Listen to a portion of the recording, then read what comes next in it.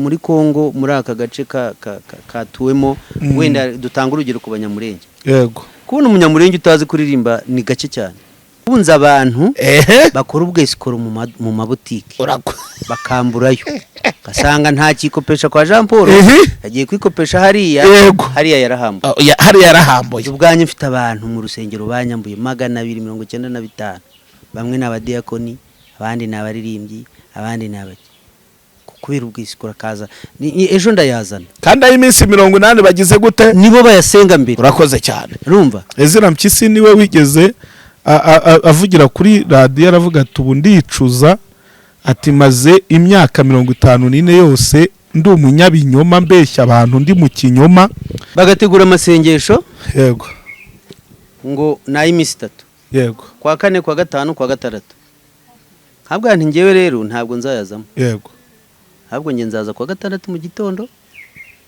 cyangwa se kwa 5 nimugoroba umeze kwa 6 mu gitondo kuko nibwo nzaba ntari mu kazi yego ngo yango nabari mu kazi ngo mugomba ngo kubana natwe noneho ngahora ngongana n'abayobozi ba korari uwo musirikari yaba adafite ubwenge yize psychology yize mu gisirikari ko abasirikari n'abaganga burya biga psychology nyinshi yego iyo abatarayize ntago bari kumpambira hari kuguhambira baguhamba ahubwo ngiye kukubwira ibintu bitatu ati cyambere gikomeye dossier yawe bagufungishije bayiteguye neza yego niwe wabikubwiye na secretary yari yabimbwiye yego bayiteguye neza ku buryo ibyaha biguhama yego aravuga ati ariko nshingiye ku Mana wemera yego ngiye kukurekura utahe ntitaye yego ku bugenzacyaha n'ubushinjacyaha yego kuko ntabwo ushobora kumbwira ngo uri umwambuzi kuko nza abapasitoro benshi babambuzi yego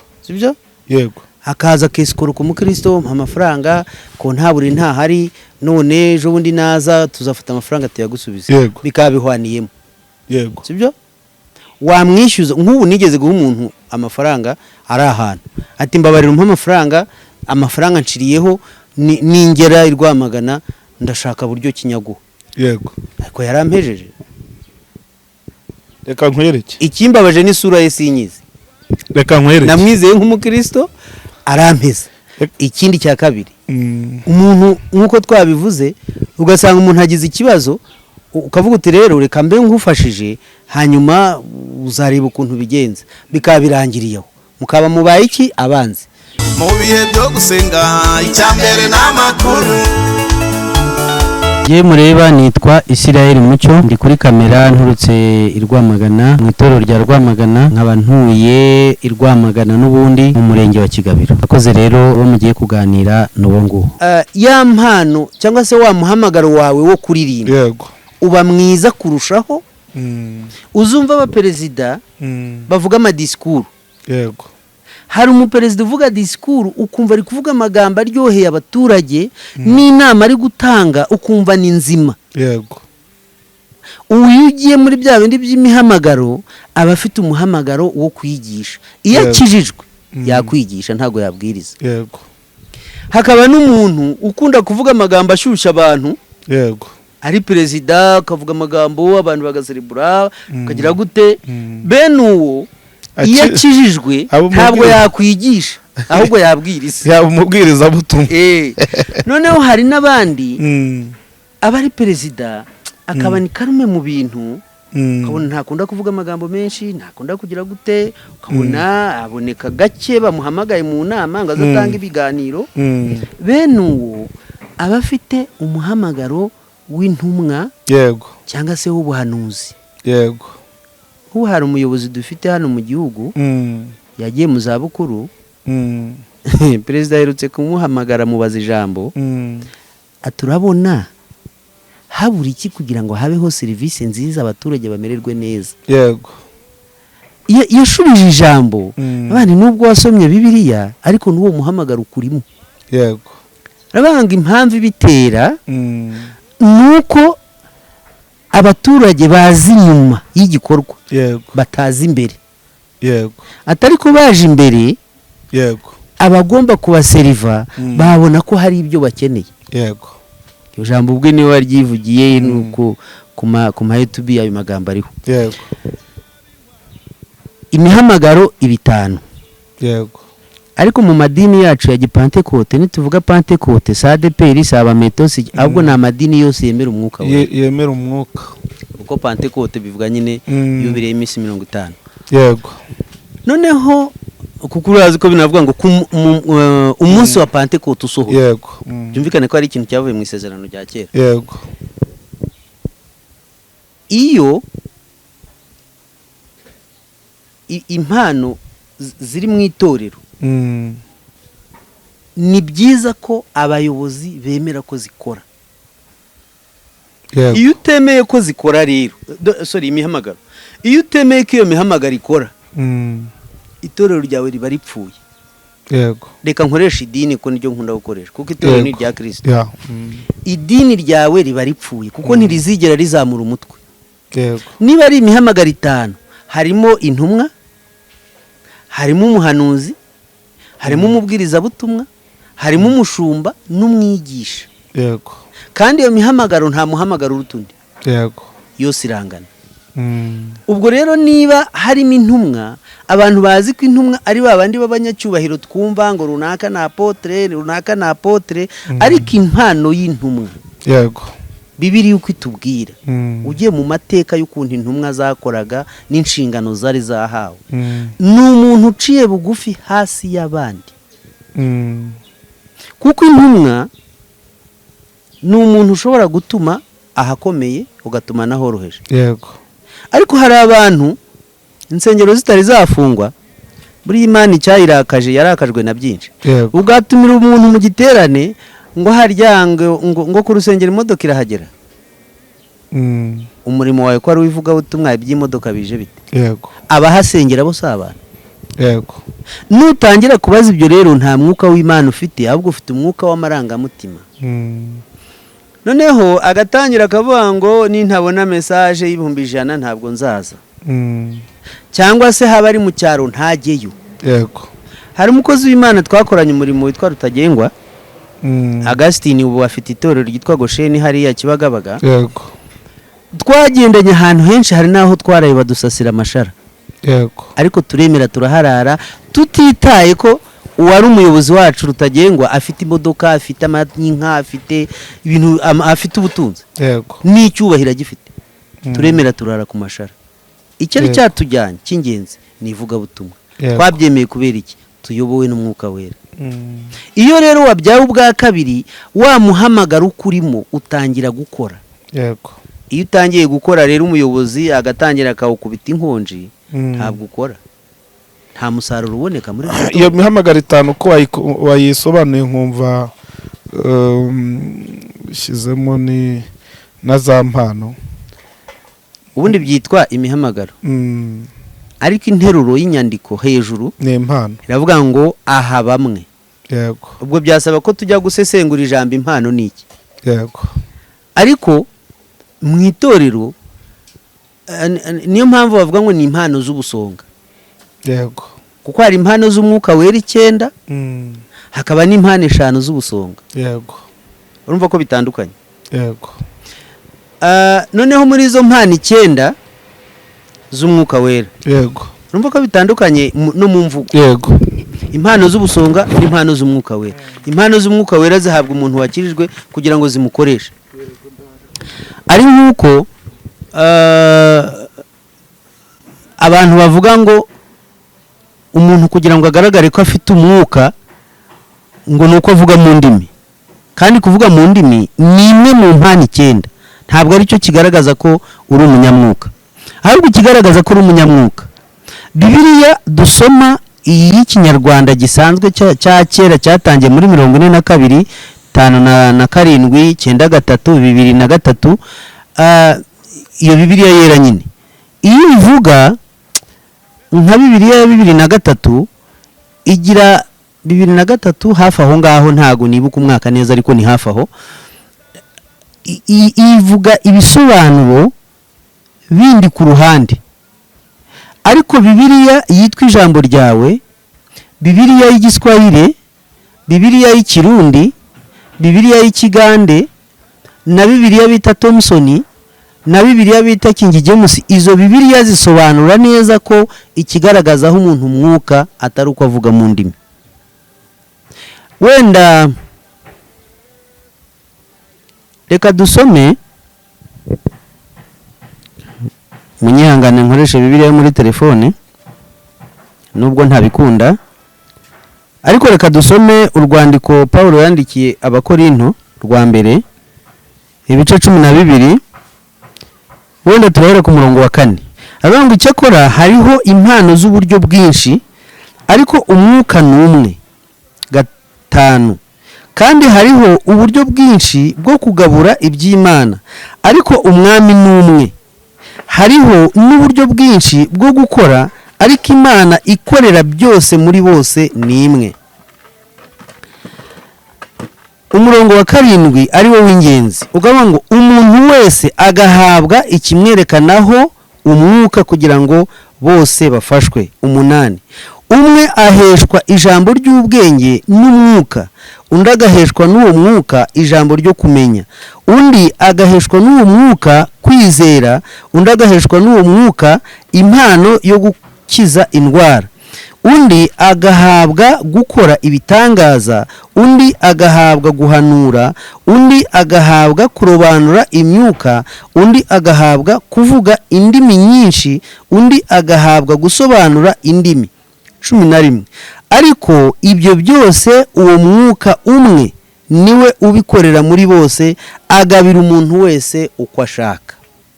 Yego, noneho iyi ni Bibiliya navuze yo guhera muri 42, ihindurwa 5-7, ihindurwa 9-3, isesengurwa 2-3. Reka noneho dusome muri Bibiliya yitwa Ijambo ryawe. Niyo somye muri Bibiliya ntagatifu. Iyi niyo Bibiliya ihuje n'iy'Igiswahili, igahuza n'iy'Ikirundi, igahuza n'iy'Ikigande, igahuza na King James, igahuza na Bibiliya yitwa Thomson. Noneho iyi Bibiliya yo muri icyo gice nyine n'uwo murongo wa 4 bavuga ngo hariho impano z'uburyo bwinshi, nyamara umwuka uzitanga n'umwe. Hariho uburyo bwinshi bwo gukorera Imana, nyamara Imana ikorerwa n'imwe. 6, hariho imikorere y'uburyo bwinshi, nyamara Imana ikorera byose muri bose ni imwe. Umurongo rero kamarampaka usobanura neza buryo ki umuntu ikigaragaza aho umuntu ari umunyamwuka icyari cyo. Uwa 7 bavuga ngo umwuka w'Imana yigaragariza mu mpano aha buri muntu kugira ngo bigirire bose akamaro. Byumvikane ko rero iyo usomye neza ugasesengura aya magambo, niho bigaragara yuko umuntu kuvuga mu ndimi atari cyo kimenyetso kigaragaza ko ari umunyamwuka. Yakora nibyo bigaragaza ko ari umunyamwuka. Icya kabiri, umuntu ari umunyamwuka. Hari imwe mu mpano 9 yahawe cyangwa 2. Kuko icya mbere, mpano ya mbere ni ubwenge, ya kabiri ni ukumenya. Yego. Izo mpano by force umuyobozi agomba kugiramo imwe cyangwa 2. Kuba afite impano y'ubwenge no kumenya nibwo ashobora gukiranura ibibazo byose biri mu bayoboke be. Kuko udafite ubwenge wakemura ibibazo nyine nk'umunyabwenge. Utagerageje gushakisha buryo ki wamenya ibigiye kubaho, byatuma udashobora gukiranura, kuko wabikiranura uhubutse. ariko usanga bazi gutara amakuru, ashobora kuyatara mu mubiri. kandi utara amakuru birangira umenye. Ashobora kuyatara mu mubiri. Ndaguha urugero. Kuko abenshi tubona mbona ari inteko. Ndaguha urugero. None se uwo musirikari iyo abadafite ubwenge yize psychology, yize mu gisirikare, ko abasirikari n'abaganga burya biga psychology nyinshi. Yego. Iyo abatarayize ntago bari kumpambira. Hari kuguhambira baguhamba ahubwo. Urumva? Iyo bari kumpambira, ariko we yashize mu nyurabwenge yibaza abacengezi 100. n'ukuntu abacengezi bagabo dutera ushuma tw'abantu 6 12 ko batakora ikosa ryo kugenda bangana bari yego sinzi bwo uko babita niba ari platoon niba ari section niba ari sinzi uko babyita yego urumva ariko yakoresheje ubwenge yize mu ishuri guko umuntu wese wize igisirikari akora yego si yakoresheje ubwenge se cyane hari ubwo yakoresheje umwuka se oya hari ntiyakoresheje umwuka yakoresheje ubwenge ku buryo yanambwe ati rwose ngiye nshingiye uko nkubona n'ibyo uvuga nuko nakubonye no ku maso ubwaho ufite isoni yego aravuga ati rero kubera iyo mpamvu nshingiye ku mana yawe wemera kandi wizera aravuga ati ngiye kukubwira ibintu 3 ati cyambere gikomeye dosiye yawe abagufungishije bayiteguye neza yego niwe wabikubwiye na secretary yari yabimbwiye yego bayiteguye neza ku buryo ibyaha biguhama yego aravuga ati ariko nshingiye ku mana wemera yego ngiye kukurekura utahe ntitaye yego ku bugenzacyaha n'ubushinjacyaha yego urumva yari yarebye abona ntaho rastike z'inkweto zanyuze yego abona ntaho umukandara w'imbunda wanyuze yego arebye no ku maso ngo abona isoni ndazifite nyinshi ko nta wakoze ikosa ugira isoni yego no kwambara ubusa yakwambara ubusa akagenda cyane ko njya mbona ku ma social media amakosi y'abarusiya amakosi y'abanyamerika abakozi kuntu bakora ko bana bambika ubusa ngo barebe ingano y'inkoni zabo z'ubushumba uko zingana yego ibyo nabyo barabikora yego noneho arandikura aravuga ati genda uzababara azajye kundega muri leta majoro ko narikuye umucengezi yego ati cya kabiri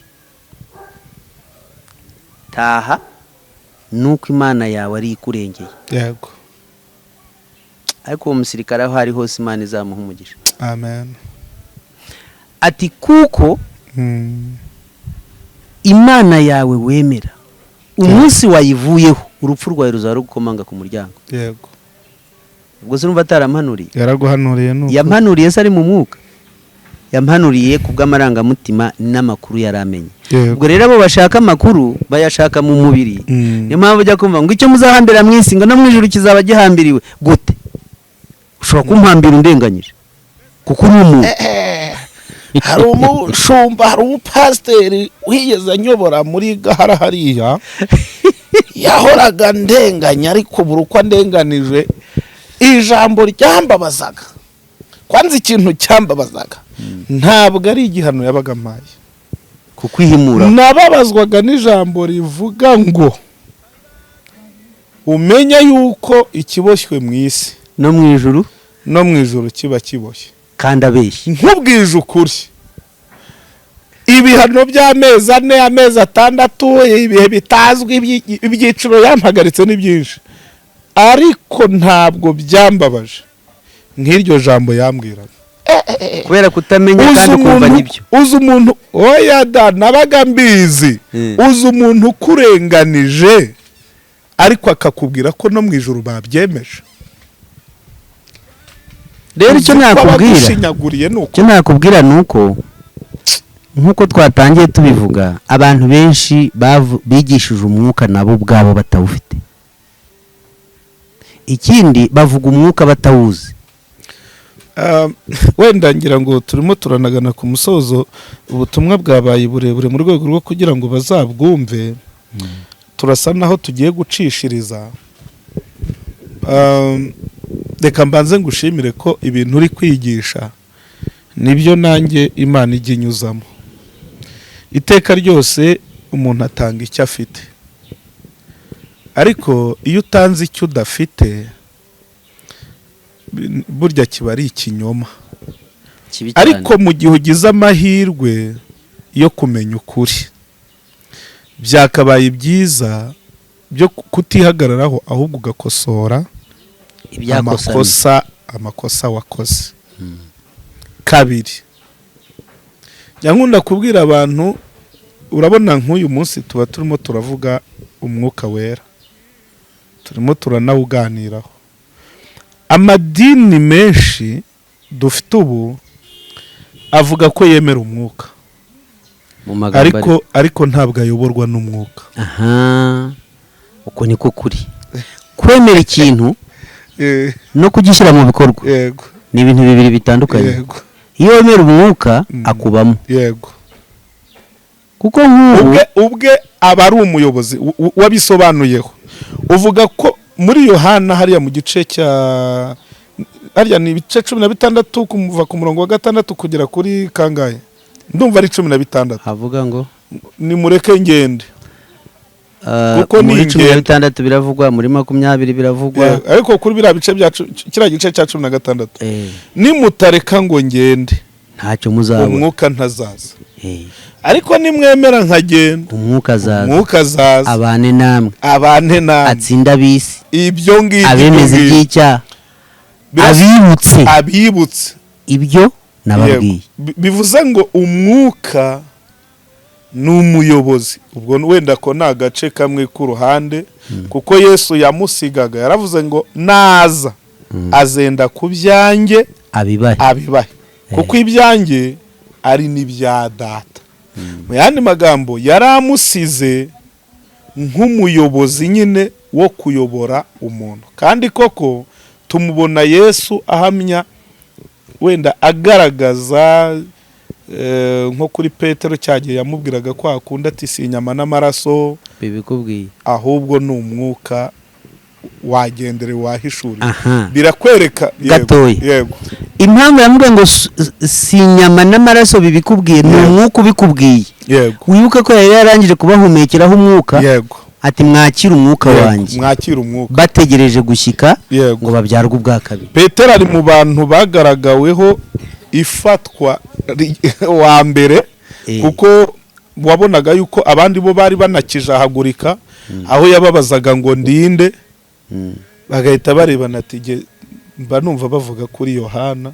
ahubwo nanone ikibazo gihari, hari ahantu niba Yesu yari yaramaze kubaha umwuka, hari abagabo kuki bavugaga kuri, cyangwa babivugaga bataramuha. nyine dore ibintu bitatu nakubwiye.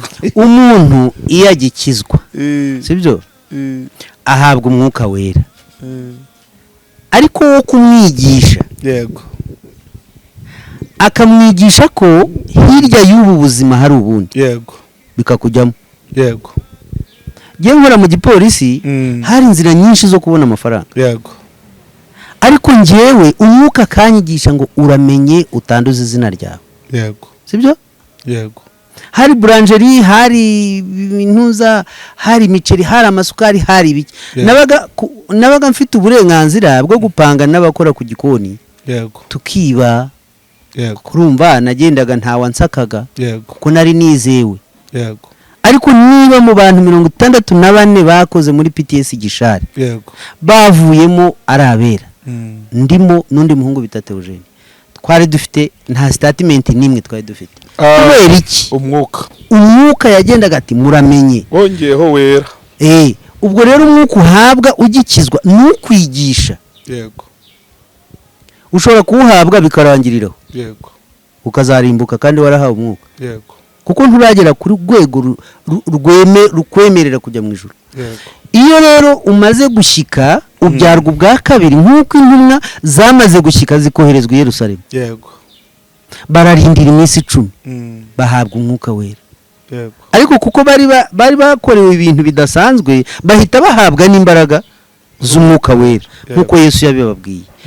umwuka wera naza azabigisha, azabibutsa, azabamara ubwoba. muri mu Baroma 18 haratubwira ngo umwuka wera aradusabira, kuko iyo dusenga, bimwe bavuze ngo cyo kintu wenda twari twagisimbutse, bimwe bavuze ngo abantu bavuga ko ari abanyamwuka ngo kandi bakora amasengesho ngo bagera gute. hari amasengesho atarenga umutaro, atarenga n'amabati. oya, ako kantu ndagira ngo gatindeho nyakubahwa Israeli, kuko ubu turimo tuvugana, ejo bundi twavuye mu y'iminsi 80, ubizi. harandi dukunda gukora menshi kandi agenda agaruka y'iminsi 70. ay'iminsi 40 buriya yacitse amazi, hari haya 70. ay'iminsi 40 agenda acika amazi pe, kuko usanga nyine Yesu adakora cyane muri icyo gihe. hanyuma nayo y'iminsi 40 aya 21 yo urayazi atwererwa Daniel. Hanyuma rero ndagira ngo nibaze unadufashe ni gute umuntu ashobora gutegura amasengesho angana kuri atari umwuka wera umwongoreye kuyategura. Watinyuka ugasengesha abantu iminsi 80 umwuka atakubwiye, kuko ibyo nabyo ni ikimenyetso kigaragaza kubera abantu bari mu mwuka.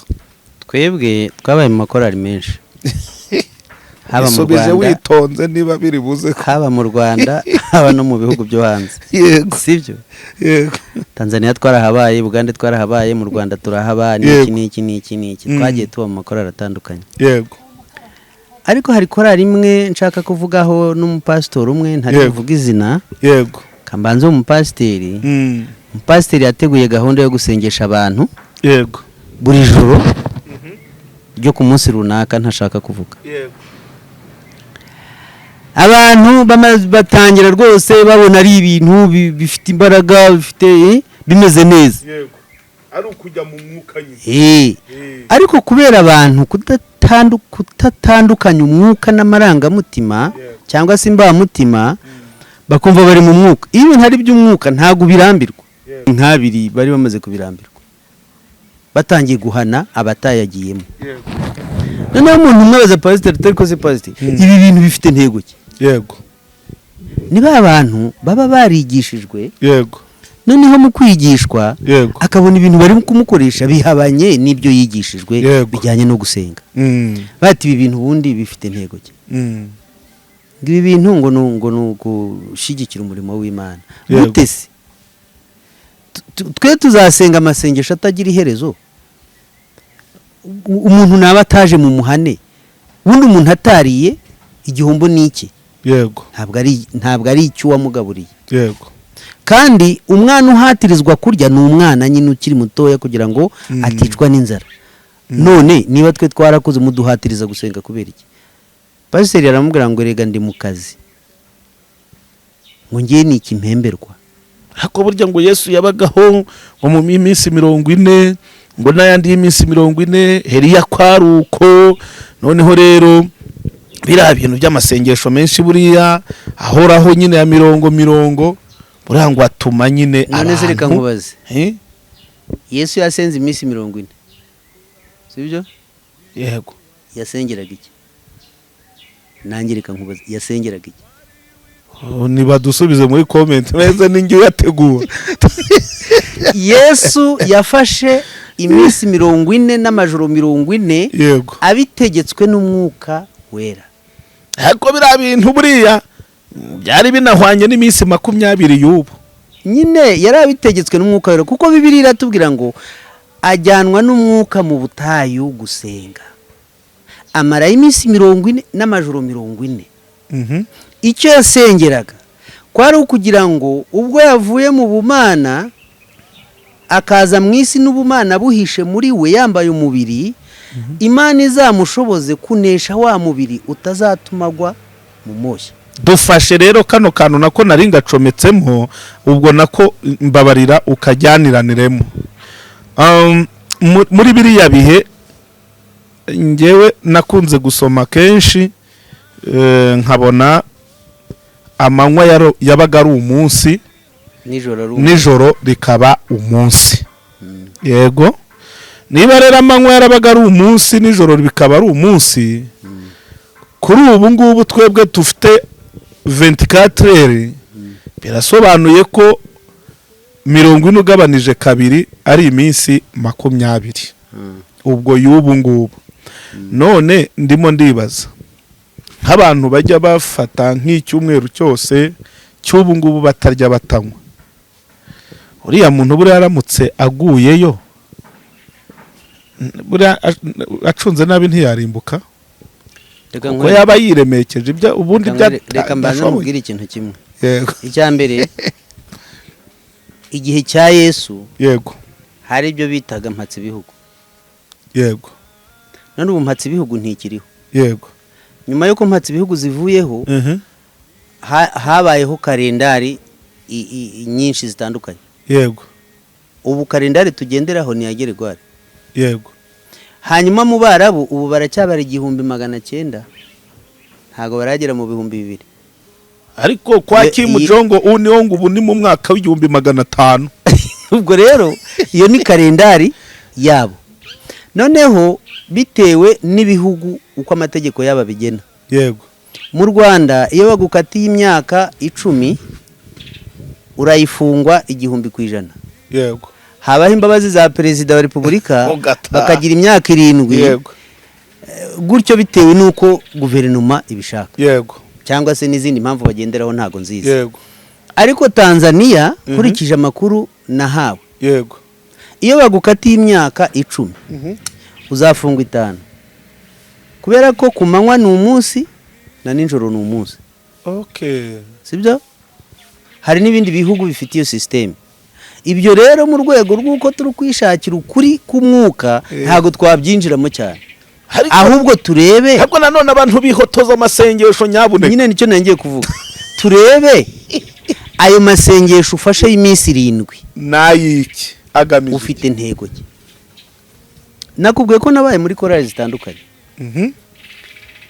Korali hari umuyobozi wayoboraga korali hanyuma yakoraga akazi iriya za Musanze. Yaba afite recuperation afite ikiruhuko. Yego. Akaba ari gutegura amasengesho ya korali. Noneho cya kiruhuko akagisaba niba yari bugifate kwa 2 akagisaba kwa 5 agakorera wari bugifate kwa 5 akaza akamukorera kwa 2. Yego. Noneho we akazagifata kwa 5 kwa 4 agahita abwira korali ko igomba gukora amasengesho y'iminsi 2. Yego. Kuko yabonetse. Yego. Bakayatangira kwa 4 nimugoroba. Kwa 5 bakayirirwamo, kwa 6 bakayirirwamo, bakayasoza kwa 6 nimugoroba bakarya bagataha.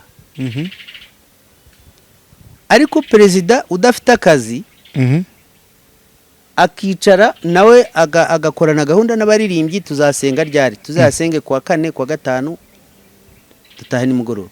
Yego. Hanyuma ibyo by'iminsi byo kuvuga ngo bihaye ngo gahunda ngo y'iminsi 2 niba yatangiye kwa 4 mu gitondo ntabwo azataha kwa 5 nimugoroba ngo ubwo iminsi 2 ntirangiye. Ako gatunambwe none ninde wakaguhaye. Hanyuma reka mvuge ntya ariko okay. Reka mbivugire kuri kamera nta kibazo turimo turafasha abantu. Hari amasengesho menshi nakuruye nge ntaho nabyiza ahubwo narabikuruye. Nsanga hari amasengesho menshi twabyize twabisomye muri bibi. Yego, nsanga hari amasengesho menshi dusenga y'impfabusa atagira umumaro. Amasengesho atagira kandi ayo tumaze kuyasenga kenshi. Kintu cyambabaje nanjye harimo ayo nasenze. Kuki wasenze wari utarasobanukirwa? Nari ntarasobanukirwa ubu narajijutse. Ariko reka nkubwire ayo sinzongera kuyasenga. Nararahiye sinzongera kuyasenga. Yabwira abantu nabo bayamenye kugira ngo nabo nibavuga bazayareke bajye basenga amasengesho afite intego. Okay, bishobora kuba birebire cyane ariko reka mvuge mu ncamake. Amasengesho yo mu kigare. Amasengesho yo mu kigare. Perezida wa korali yakoze ibyaha.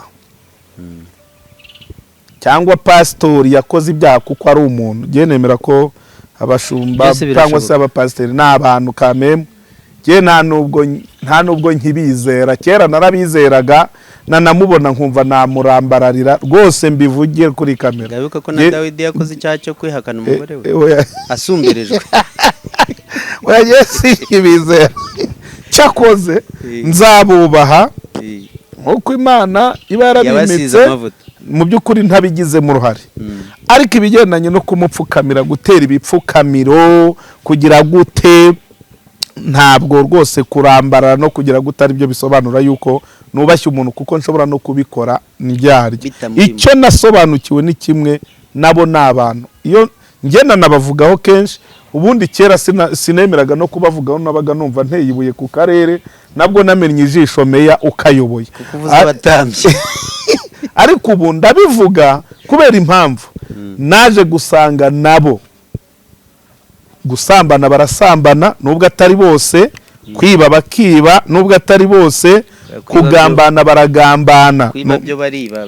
nubwo atari bose, urumva, no kuroga bararuga nubwo atari bose, barabeshyerana bagakora n'ibindi, mbega ibyaha bikorwa n'abantu muri rusange nabo barabikora. Kubera iyo mpamvu nababohotseho ndabamenya, kugira ngo gatoya ne kuzagwa ngushijwe nuko narinzi ko umuntu hari ibintu atakora, ariko nkaba mubonye agize gute abikoze.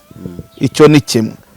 Rero ibintu byo kuba umuntu yakoze ibyaha ariko agashaka uburyo bwo gusenga kugira ngo bya byaha wenda arebe yuko byagabanuka akababarirwa, agahita yihirimbiza, agahita apanga yitorero ryose ngo nimuze ngo twegere Imana n'ukuri, ngo dushake imbabazi zayo, ngo dushake mu maso y'Imana. Urumva agiye we yanze kuvuga ibyo yakoze, shyira muri rusange. Ahubwo arashaka gufata n'abandi bantu akabakurura akabarunda mu mporera mu ngaruka ziwe, ngo n'abandi baze kumufasha. Oya, tujya tuvugisha ukuri. Uyu munsi iyo umuntu avuze ngo amasengesho, ku ruhande rwanjye mbanza gutekereza amasengesho, yego ni meza. Kuki ushobora gufata amasengesho yo kwiyiriza? Ni ikihe kintu nyirizina ngiye gusengera? Umuntu akakubwira ngo ngiye gusengera itorero ninde? Ni jyewe na Isirayeli. Noneho rero njyewe nkanjye Jean Paul ngomba gufata yanjye yo kwisengera, niba ari ayo nkezwa, niba ari nayo kuripotinga ibibazo mfite, nifuza ko Imana yamperamo resistance, uburyo bwo kwihangana, nkavuga ngo ninajya no muri ariya masengesho nzagenda nkanjye. Ariko ibintu byo kuza kumbeshya ngo ndasengera itorero, none abantu benshi bavuga itorero bigahinduka nk'izi nsengero zubatse ku musozi. Rero mubyeyi Isirayeli, tugiye no gusoza, ngewe hari amasengesho ntazongera gukora, hari n'ibikorwa byinshi ntazongera gukora mu gihe cyose ubwonko bwanjye butabanje kubiprogarama ngo mbanze nanarebe niba bya bikorwa ngiye gukora ari ibikorwa bizampesha kwemerwa mu maso y'Imana no kunzanira umugisha. Ndabeshya papa? Ni kukuri. Waba ubizi ko hari amafaranga menshi dutanga mu nsengero atagira ahantu yandikwa imbere y'Imana? Ikintu cyose ukoze umutima wawe utacyemera nta mugisha uzakibona. Wowe ubwawe ku giti cyawe ukifata ngo umuntu ngo ay'iminsi 40, ay'iminsi 40. Ikibabaje ngiye barabivuga nkabishyira hano, hari iminsi 40 bazasenga gute? Nyine se ikigoroba bajya ku rusengero, ikigoroba bajya ku rusengero inshuro 40. Naririmbye muri korali Mbigishari. Yego. Urumva umutekinisi wundi bameze nka muganga. Yego. Impusha habwa ni nkeya. Yego. Kazi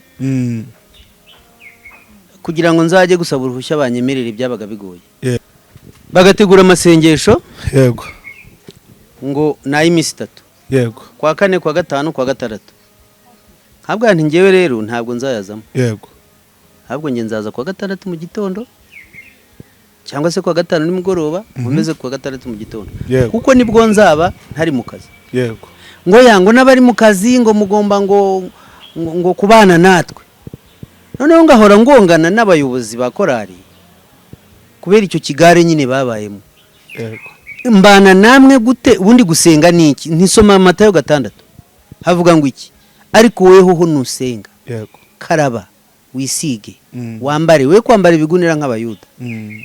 None uje mu cyumba ubwire so mu ijuru aho mu cyumba havugwaga hari muri stoke z'ibiryo yego kugira ngo Imana ibone ko wiyirije ubusa atari uko wabibuze yego ahubwo birahari ni rwo rugero abasesenguzi b'ikigira kibavuze.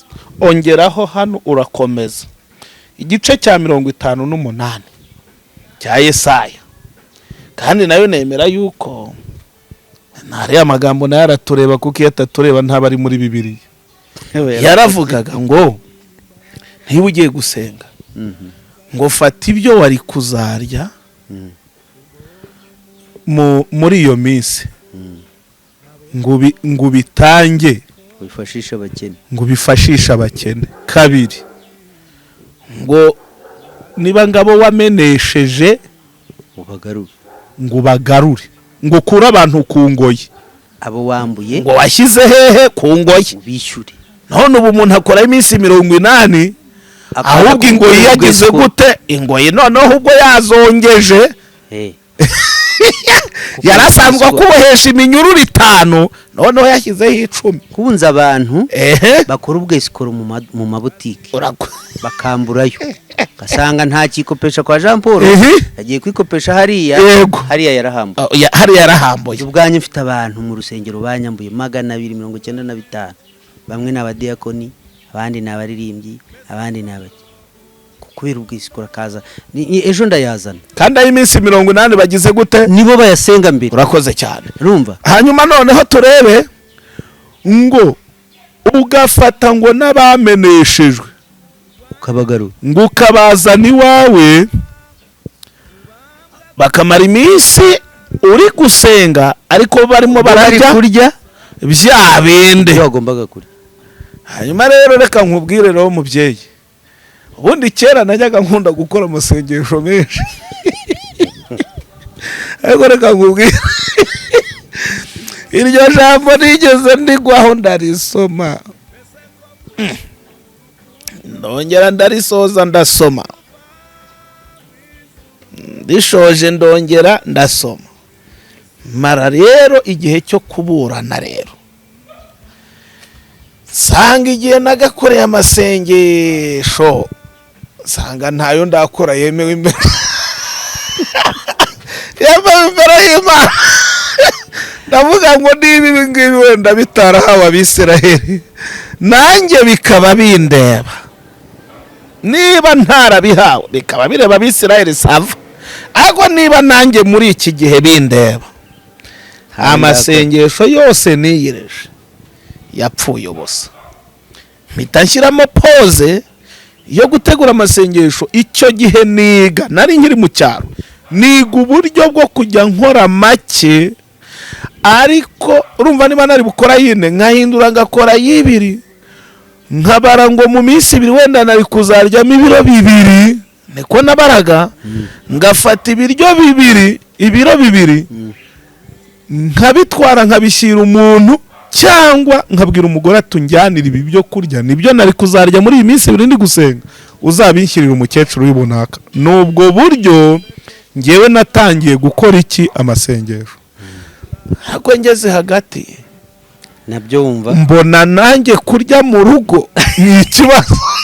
Reka rero nkubwire muzehe Israel tunasoreza waruzi ko buriya nubundi hari abarokore benshi tubayeho mu buzima bw'amasengesho atarangira yagahato ko ntago yasenze yakunze kuko nubundi mu rugo iwawe kurya ni ikibazo byo kurya ujya kubibona byagoranye burya ngo uhage utagiye kure kuri ibyo bintu Bibiliya Yesaya yahanuye yego wenda reka tubishyire muri entre parenthèse yego ninjya muri office yego nzagushakira ibisobanuro nzabiguha tubishyire muri entre parenthèse ninjya wenda nta kibazo yego ariko ibisobanuro tuzabishaka impamvu Yesaya yavuze ngo bajye babiha ibyo bari kurya bajye babiha buriya ariko nanone ikindi nakongera ariko nanone ugikomeje wa mugani no kubizigama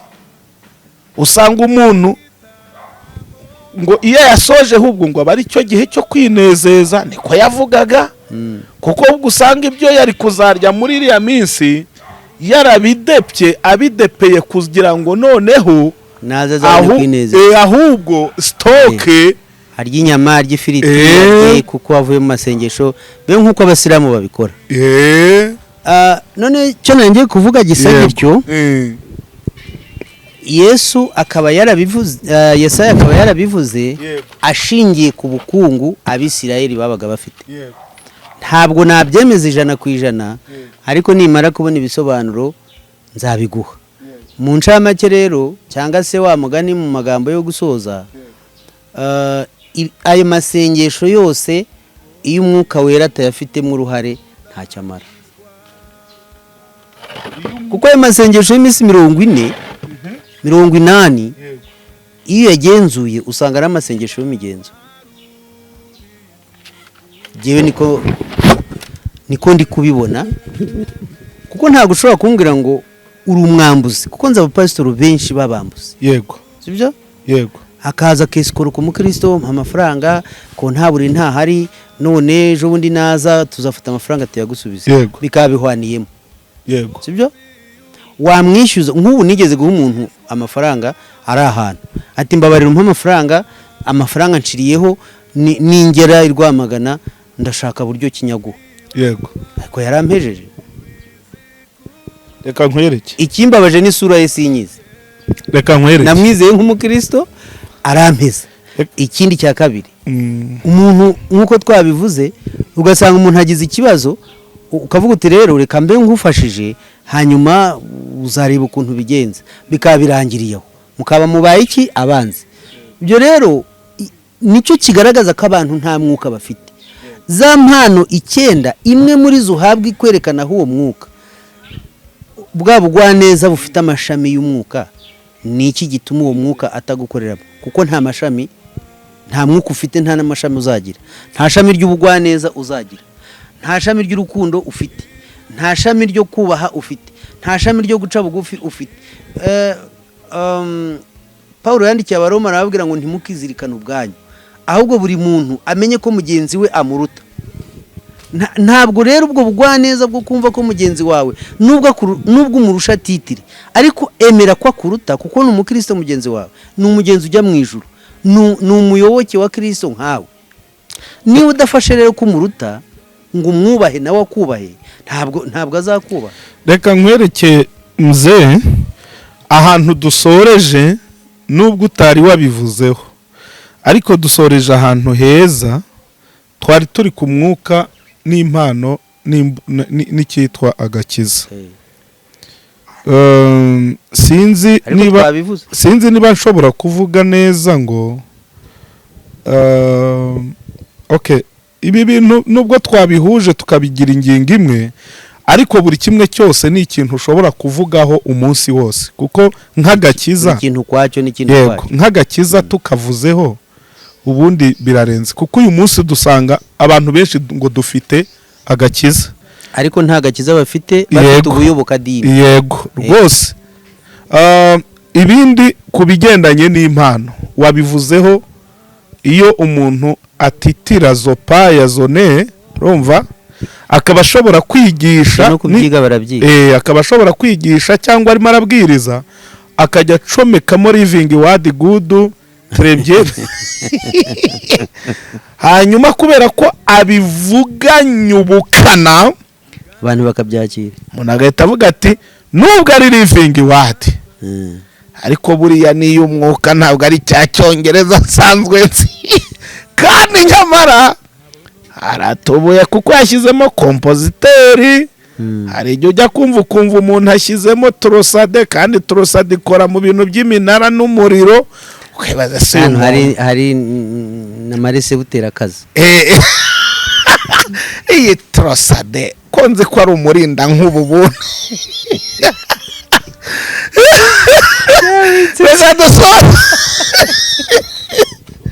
reka dusoze oya nukuri ibi bintu bikwiriye guhinduka cyera nigeze kujya nkora topic ivuga ngo bigomba guhinduka nukuri hari ibintu bigomba guhinduka ikinyoma cyafashe intebe igihe kirekire noneho nubwo ubona abantu barimo bariga teoloji cyangwa ibigendanye no kumenya Bibiliya, ntabwo barimo baravayo ngo nabo ubwabo babe abanyakuri mu gusenya cya kinyoma, ahubwo baragikaza kuko basa naho baremye twisanze mu mutego, ariko bigoranye ko uyu mutego umuntu yawuvamo. Hari ibintu byinshi biri mu byanditswe ariko abantu bigishije nabi, none uburyo bwo kubikosora akavuga se ndahera he, ndaza kuvuga ko biriya bintu byari ikinyoma, agahitamo kubirenzaho uruho rw'amazi ngo abantu bakomeze bagendere he mu kinyoma. Ariko jye siko mbibona, twakagombye gukora ivugurura. Niyo mpamvu Desire nambaga mbemera, yego, kuko Desire yaravuze ngo yego ikintu cya Noheli nge sinkemera neza, yego, okay, uburyo abyemeramo ntabwo ari byo batwigishije, yego, kuko iriya tariki ya 25 bose niyo bagonganiraho. Bayahagawe rero yarabisobanuye neza, yego, aravuga ati ndi ntumwa, yego, ati nubwo abantu twizihiza uwo munsi, yego, atari ku itariki y'amavuka sinyemera, ati mbyubaha uko nabisanze, ariko sibyo.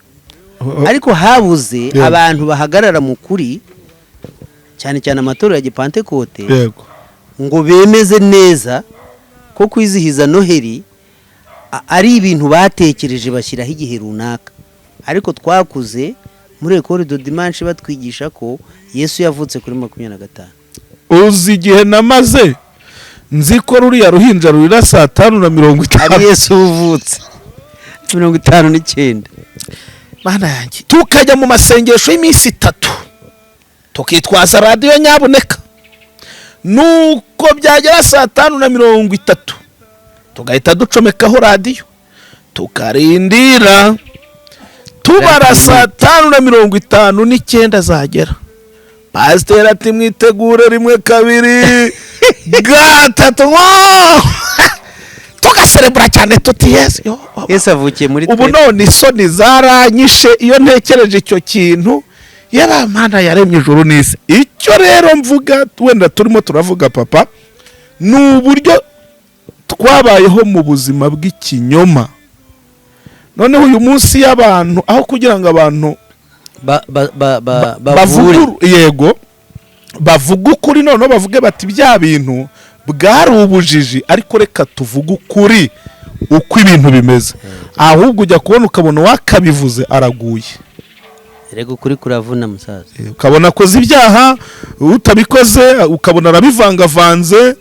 Ngira ngo uribuka witwa Ezra Mpyisi niwe wigeze avugira kuri radio, aravuga ati ubu ndicuza, ati maze imyaka 54 yose ndi umunyabinyoma, mbeshya abantu ndi mu kinyoma. Nubwo ntibuka neza ikintu yashaka kuvuga, ariko yashaka kugaragaza ko idini ubwaryo ari ikinyoma. Cyakoze ku ruhande rwanjye, wenda umuntu tuzagenda tuganira ibintu byinshi, turimo turashyiraho samari ngo dusoze. Ubutaha uzanadufashe nitwongera kubonana, udutandukaniriza idini n'itorero. Idini n'itorero ni ibintu byoroshye, kuko kenshi turajya kuvuga tukavuga tutereka twe tutaza kuvuga itorero, ahubwo tuvuga idini. Ariko nahita nibuka ko iyo uvuze mu Tanzania ngo kuchimba madini iyo uvuze ngo kuchimba madini, ubuvuze ikintu kera kijya guhura n'icyo kera bitaga inganzo.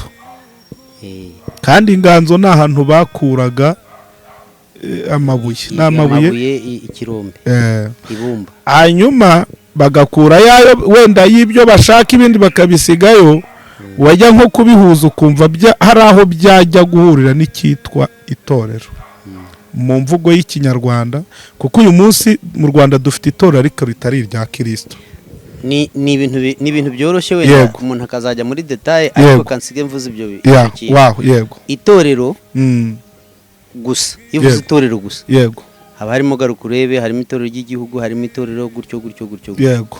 Ariko aho itorero iri bavuga dutandukaniyeho yego bongeraho ngo itorero rya Kristo yego bitandukanywe n'akantu gato cyane yego nubwo tuzabivuga mu buryo burambuye yego hari itorero gusa yego n'itorero rya Kristo yego hanyuma hakabaho itorero hakabaho n'idini yego idini rero ni nk'uko umugore n'umugabo babana yego umugore ntatera inda yego umugabo niwe utera inda yego sibyo yego umwana igira ikarererwa mu nda ya nyina yego igihe kikazagera hakavuka umwana yego sibyo yego itorero rero riva mu idini yego hanyuma idini ni ijambo ngikorera ubushakashatsi mu ndimi zitandukanye idini bavuga ko ari ijambo ryitwa ububata yego sindamenya neza ndacyabikurikirana yego ngo nzabibonera ibihamya bifatika ariko si n'ikinyarwanda idini si ikinyarwanda mbere igiswahili yo kumenya ibintu ugomba kubanza kumenya Inkomoko. iryo jambo rivuzwe mu ruhe rurimi yego noneho itorero ni abantu idini runaka ni itorero mu rwego rw'isi yego ariko mu rwego rw'agakiza si itorero ni idini yego noneho itorero rya Kristo ni abantu bavuye muri ayo madini yose atandukanye yego kwibuka ko umuririmbyi yavuze ngo buri muntu mu itorero arimo abo wejejwe muri ryo yego sibyo iyo umwuka wera agiye kuza ku bantu ntago areba ngo yaba muri idini ntago areba ngo yafite ihe masters ntareba ngo uyu muntu yize iki ahubwo kuva kijijwe abaye umunyetorero wa Kristo ntago abaye umunyetorero wese reka tuzabitindeho igihe kirekire kuko rwose ndumva iki kiganiro ngomba kugikoramo ama episode kugira ngo abantu bazabashe no kucyumva icyo ninginga Imana ni kimwe nuko yazongera kugucira inzira tukabonana ariko kandi hagataho ndagira ngo noneho nkwinginge nyamuneka udusengere ariko burya twanatangiye utibwiye abantu tugiye kuganira ariko wageze hagati ukajya ubinyuzamo ndagira ngo usamarayizinge unadusengera abantu barushaho kugusobanukirwa neza mu gake nari nabitekerejeho ko ndi bubivuge nsoza yego hanyuma ukazagakata ukagatera aho kagomba kujyamo hagati yego kweditinga ndumva okay reka tubanze dusoze uze kukavuga kwako ndibuze kubikora reka dusenge data twese Imana iri mu ijuru amen urahirengeyeho mu ijuru kandi usumba byose niyo mpamvu wadushyize mu isi ngo tukuvugire kandi igihe Yohana yageze igihe cyo kuvuga ubutumwa byabaye ngombwa ko umwohereza mu butayu yumviswe n'abantu benshi kuruta ko yari bugiye Yerusalemu turifuza ko rero iki kiganiro uzatuma abantu bagitega amatwi